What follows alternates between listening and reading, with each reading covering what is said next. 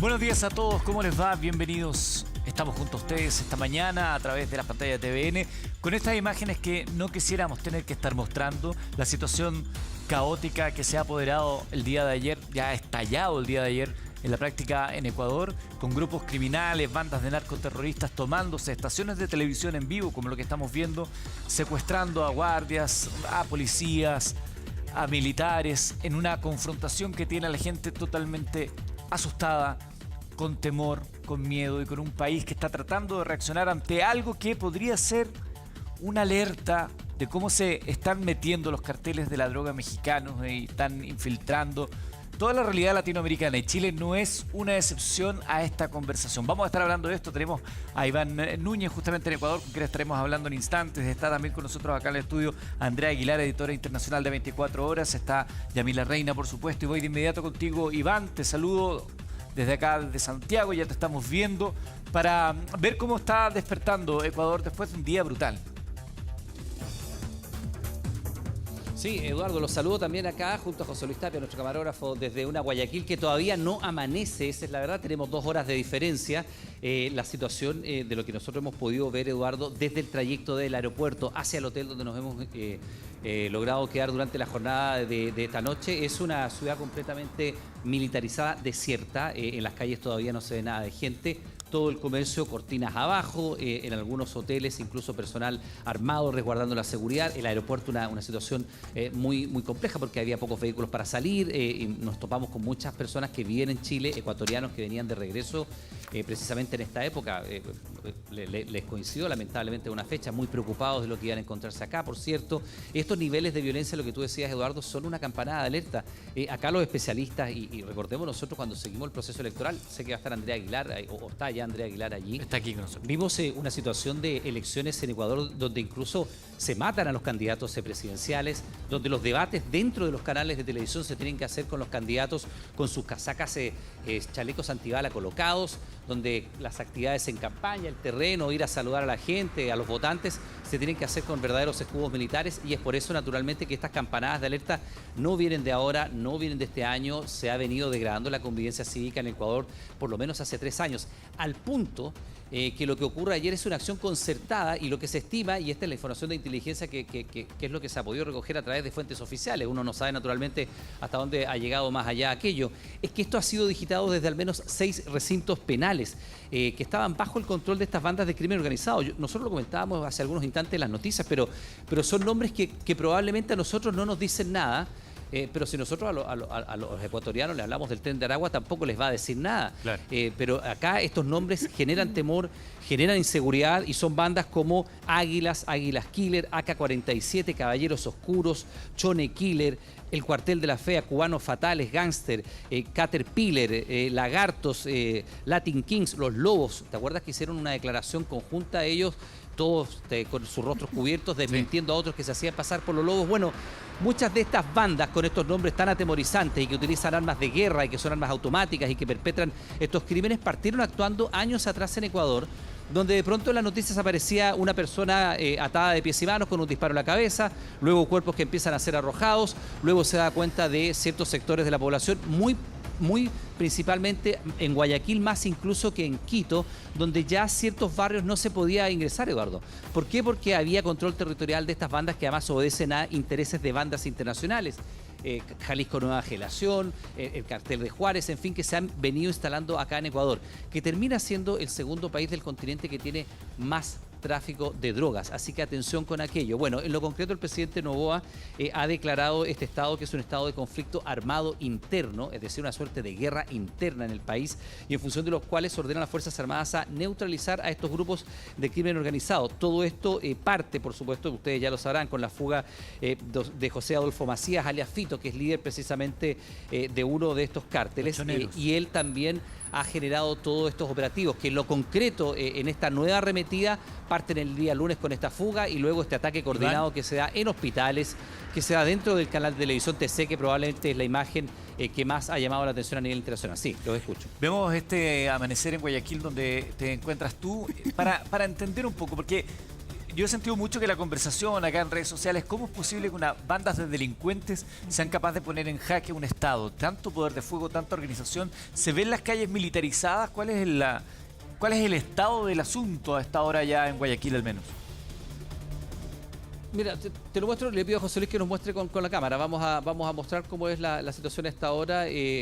Ustedes tienen que considerar que hay 2 horas de diferencia, es 2 horas más temprano acá, claro, todavía. Son las 6 de la mañana, empezaron hace algunos minutos a aparecer autos en la calle. Nosotros estamos desde algún rato acá y está oscuro, una boca de lobo. Estamos en una zona céntrica de Guayaquil. Llegamos nosotros hace un par de horas y te voy a mostrar cómo está el hotel, por ejemplo. El hotel está con sus cortinas abajo, unas cortinas metálicas para evitar algún ataque, y también con guardias que están apostados en las puertas, con todos sus parapetos, con chalecos antibalas, con armas, en fin, una situación para los que han venido a Ecuador que no se daba en años anteriores. Esto no ocurría en años anteriores, y por eso es interesante también tomar con todos los resguardos, con todas las distancias, sin hacer comparaciones odiosas, sin intentar hacer un punto político, pero atención que estas son cuestiones que empiezan a ocurrir y empiezan a crecer. Acá con las pocas personas que hemos logrado hablar, porque nosotros llegamos, te insisto, hace poquito más de 2 horas acá a Ecuador, nos decían que de pronto en las noticias empezaron a aparecer estas informaciones. Un cadáver que aparece atado de pies y manos con un tiro en la cabeza, un vehículo quemado, cuerpos que son arrojados, personas ¿Iván? que son desmembradas, sectores ya sobre todo de Guayaquil, más que de Quito, a los cuales no se podía ingresar porque eran parte de aquellos territorios controlados por las bandas de crimen organizado. Y de pronto te encuentras con esta situación, que son bandas locales que obedecen a intereses internacionales, porque llegan con métodos delictivos nuevos y con métodos que los delincuentes locales no conocían, pero que empiezan a aprender, y que, como bien decíamos ustedes, en el canal de televisión TC, la mayoría de las personas que tomaron este violento asalto con rehenes al canal eran ecuatorianos, incluso algunos menores de edad, sí. Sí, Iván, buenos días. Yamila te habla. Preguntarte también sobre esta situación. Bueno, un poco te escuchamos y también uno se asusta también con la sensación que traspasa al sentir, ¿no?, que lo que está mencionando Iván es un poco lo que está pasando en nuestro país de alguna forma. Personas que aparecen muertas, atadas de pies y manos, un auto quemado, algunas comunas donde prácticamente ya no se puede entrar por el nivel de violencia. Creo que es algún tipo de alerta también el que estamos viviendo y un llamado a atención, ¿no? Pero preguntarte también sobre el comienzo de este gran estallido que está viviendo, esta crisis de violencia que vive Ecuador. Al parecer, hay 2 líderes que están manejando los grandes cárteles allá en Ecuador, que uno es Fito, alias Fito, y el otro es Capitán Pico. ¿Habría conexión entre estas 2 personas para haber hecho este gran estallido, Iván?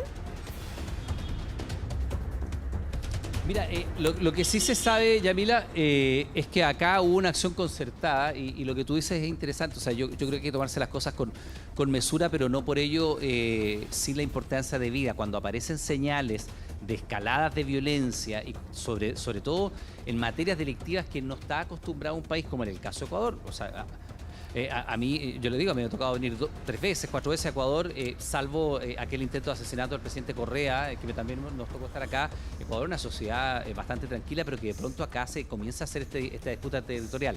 Ahora, sobre lo que tú nos decías, Yamila, lo que tú preguntabas, acá esto parte en lo puntual, en esta jornada de violencia el día lunes, con la fuga de José Adolfo Macías, alias Fito, que todavía sigue siendo buscado y sobre el cual no hay ningún indicio. Lo que se sabe es que estas acciones comenzaron en 6 recintos penales, desde donde se habrían realizado concertadamente la planificación de estos ataques. Son ataques que además nadie podría decir que son espontáneos, porque evidentemente hay un nivel de sofisticación, hay un nivel de planificación, claro, hay armas automáticas, hay una concertación en los lugares claves que se atacan. Se ataca un canal de televisión cuando se está transmitiendo en vivo, naturalmente sabiendo el impacto altísimo que eso va a generar, con toma de rehenes.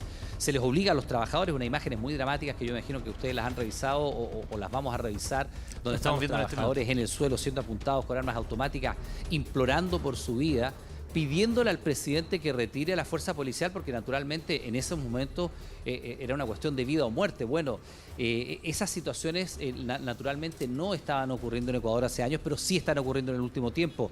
Candidatos presidenciales que son asesinados en plena campaña, debates que se hacen en la televisión pública y privada en Ecuador, con los candidatos llegando con chalecos antibalas. Mira, empiezan a aparecer los vehículos, en todo este rato que estuvimos acá aparecía 1 o 2 autos, ya transporte público, empieza a amanecer un poco Guayaquil, pero por ejemplo nosotros conversábamos fuera de cámara con el personal de seguridad, que por razones obvias no quiere aparecer, pero nos dice que a 15, 20 minutos de acá nosotros vamos a ir más tarde a ver acá ya en la zona que se llama vía perimetral, ¿no? vía perimetral me asiente con la cabeza. Ahí el control territorial es básicamente las bandas de crimen organizado y eso está a 20 minutos en auto, sí, 20 minutos en auto de acá, Claro, o sea, está al lado. muy cerca del centro de Guayaquil. Tú tienes lugares donde te dicen no vaya, donde te dicen allá es peligroso porque el crimen organizado está presente, pero bueno, es allí donde se está Iván. produciendo esto. Hay 3.000 militares desplegados. Desde el punto de vista legislativo, el Congreso le ha dado amnistía previa a los uniformados que participen en hechos que tengan que ver con el control y la regulación del orden público. Eso quiere decir, por ejemplo, que algunos lo han interpretado como una suerte Carta de blanca. gatillo fácil, es decir, si hay enfrentamiento entre bandas de criminales y los militares van a tener la facilidad de poder hacer uso de su armamento. Recordemos que se van a encontrar con delincuentes de bandas de crimen organizado que tienen armas de guerra.